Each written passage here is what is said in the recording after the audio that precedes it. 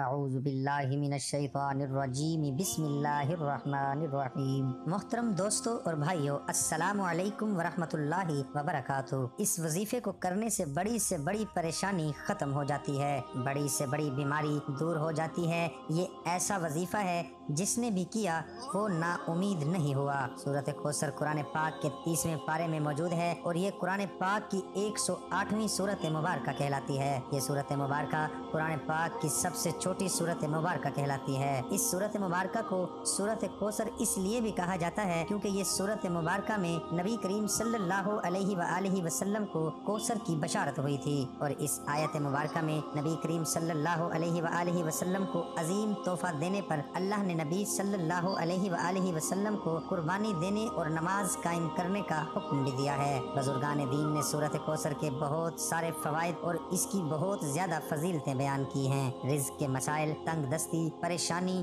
بیماری، قرض کی تنگی سے نجات اور سب چیزوں سے نکلنے کے لیے سورۃ کوثر بہت زیادہ مفید جانی جاتی ہے۔ پیارے بھائیوں اور بہنوں، آج کی اس ویڈیو میں ہم آپ کی خدمت میں سورۃ کوثر کا ایک بڑا ہی خاص مجرب، عظیم، آزمودہ اور پاورفل وظیفہ لے کر حاضر ہوئے ہیں۔ میں یہ سمجھتا ہوں کہ یہ سورہ کوثر کا وظیفہ بہت ہی زیادہ خاص ہے۔ اس وظیفے کو آپ کسی بھی حاجت کے لیے کر سکتے ہیں، اور آج تک جتنے بھی بہن بھائیوں نے اس عمل کو کیا، اس وظیفے کو کیا، ان کی بڑی سے بڑی سخت سے سخت حاجت بھی اللہ تبارک و تعالی نے اپنے کرم و فضل سے پوری فرمائی۔ پیارے بھائیوں اور بہنوں، آج کا وظیفہ جو کہ سورۃ کوثر کا وظیفہ ہے، آپ نے کیسے کرنا ہے اور اس وظیفے کو آپ نے کس وقت کرنا ہے، یہ سب جاننے کے لیے آپ سے گزارش ہے کہ آج کی اس ویڈیو کو آخر تک دیکھیں۔ پیارے بھائیوں اور بہنوں، ہماری اول دن سے یہی کوشش رہی ہے کہ ہمارے چاہنے والے، ہمارے سننے والے 5 وقت کے نمازی بن جائیں، اور اس کے ساتھ اگر ان کی زندگی میں کوئی بھی مسائل ہیں، پریشانیاں ہیں، رزق کی تنگی ہیں، تو وہ ہمارے ان وظائف کی مدد سے ان پریشانیوں سے نکل جائیں۔ اور اس کے ساتھ ہم آپ کو 5 وقت نماز پڑھنے کی تلقین بھی کرتے ہیں، کیونکہ کوئی بھی وظیفہ، کوئی بھی عمل اس وقت تک پورا نہیں ہو سکتا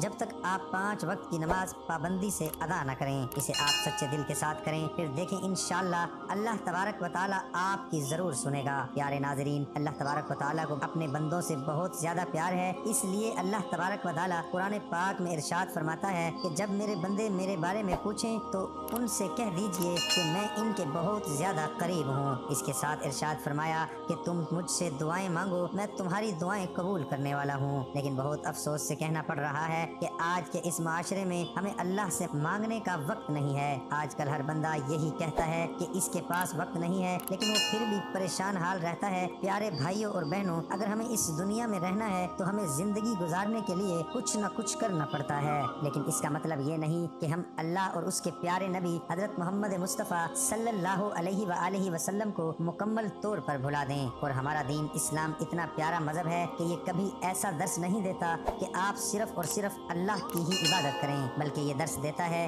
کہ آپ دنیا کے ساتھ ساتھ دین کو بھی کمائیں، اور جو بھی مانگنا ہو صرف اور صرف اللہ کی ذات سے مانگیں۔ اسی لیے پیارے بھائیوں اور بہنوں، آج جو سورہ کوثر کا وظیفہ بتایا جائے گا، آپ نے اس عمل کو سچے دل کے ساتھ کرنا ہے، اور وظیفے کو کمپلیٹ کرنے کے بعد آپ کو جیسا بتایا جائے گا اس طریقے سے آپ نے اللہ پاک کے حضور سچے دل کے ساتھ دعا مانگنی ہے، اور اپنا مسئلہ، اپنی حاجت، اپنی تنگ دستی، اپنی پریشانی اللہ کی بارگاہ میں پیش کرنی ہے۔ پھر دیکھیں کہ اللہ آپ کی کیسے سنتا ہے۔ پیارے بھائیوں اور بہنوں، وظیفے کی جانب چلنے سے پہلے آپ کو سورہ کوثر کے چند شان و نزول بتا دیتا ہوں۔ عاص بن وائل جو کہ مشرکین کے سرداروں میں سے تھا، اس نے ایک مرتبہ مسجد سے نکلتے وقت نبی کریم صلی اللہ علیہ وآلہ وسلم سے ملاقات کی۔ وہ کافی دیر تک نبی کریم صلی اللہ علیہ وآلہ وسلم سے باتیں کرنے لگا، اور دور بیٹھا قریش کا ایک گروہ یہ سب ماجرا دیکھ رہا تھا۔ قریش کے گروہ نے عاص بن وائل سے پوچھا کہ تو نبی کریم صلی اللہ علیہ وآلہ وسلم سے کیا باتیں کر رہا تھا؟ تو اس عاص بن وائل نے جواب دیا کہ میں اس ابتر شخص سے باتیں کر رہا تھا جس نے ابتر کا لفظ اس لیے استعمال کیا کیونکہ نبی کریم صلی اللہ علیہ وآلہ وسلم کے فرزند عبداللہ دنیا سے رخصت ہو چکے تھے، اور عرب معاشرے میں یہ دستور تھا کہ جس کے خاک کوئی نار اولاد نہ ہو، یعنی کوئی بیٹا نہ ہو،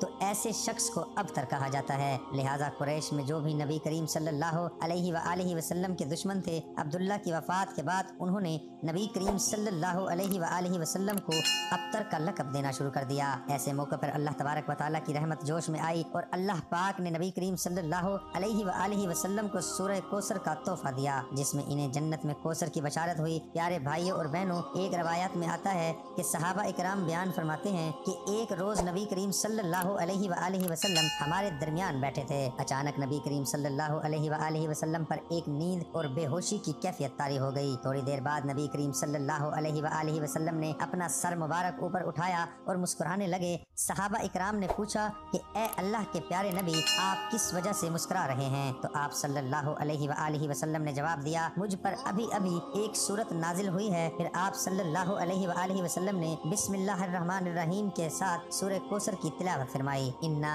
आतैना कल कौसर फसल्लि लिरब्बिका वनहर इन्न शानिअका हुवल अब्तर। फिर नबी करीम सल्लल्लाहु अलैहि वआलिहि वसल्लम ने पूछा, ए सहाबा, क्या आपको मालूम है कि ये कौसर क्या चीज है? सहाबा इकराम ने जवाब दिया, अल्लाह और उसके रसूल बेहतर जानते हैं। आप सल्लल्लाहु अलैहि वआलिहि वसल्लम ने फरमाया कि ये जन्नत में एक नहर है जिसका अल्लाह तबारक व तआला ने मुझसे वादा फरमाया है, और ये एक हौज है जिसमें मेरी उम्मत क़यामत के दिन पानी पीने के लिए आएगी। इस नहर के करीब पानी पीने वाले बर्तन सितारों की मानिंद होंगे। प्यारे नाजरीन, ये सूरत मुबारक बहुत ही ज्यादा बरकत और फजीलत वाली सूरत मुबारक है। इस सूरत मुबारक की शान और नुज़ूल के बारे में बताना इसलिए भी बहुत अहम था कि जब आप ये वजीफा करने के लिए बैठें तो आपको इसका शान और नुज़ूल और इसकी अहमियत और इसके फजाइल के बारे में बखूबी आगाह हों। प्यारे नाजरीन, अपने अमल की जानिब चलते हैं कि आपने सूरह कौसर का वजीफा कैसे करना है। याद रहे कि रात को सोने से पहले या इशा की नमाज अदा करने के बाद इस अमल को कर लेना है। याद रहे कि सबसे पहले आपने 2 रकात नमाज सलातुल हाजात अदा करनी है।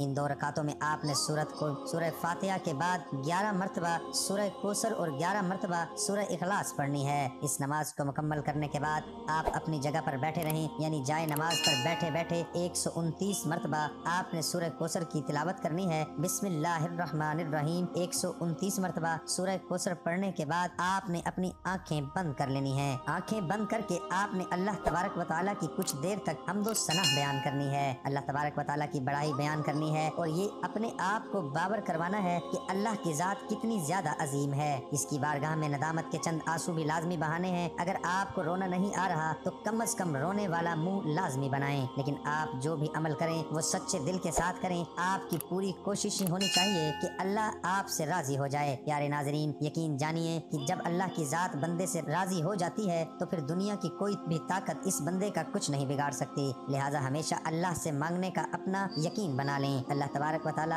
आपको कभी मोहताज नहीं करेगा। इंशाअल्लाह इस अमल की बरकत से आपकी जो भी जायज हाजत होगी वो अल्लाह तबारक व तआला अपने करमो फजल से पूरा फरमा देगा। दुआ है अल्लाह पाक मेरा सुनाना कबूल और मंजूर फरमाए।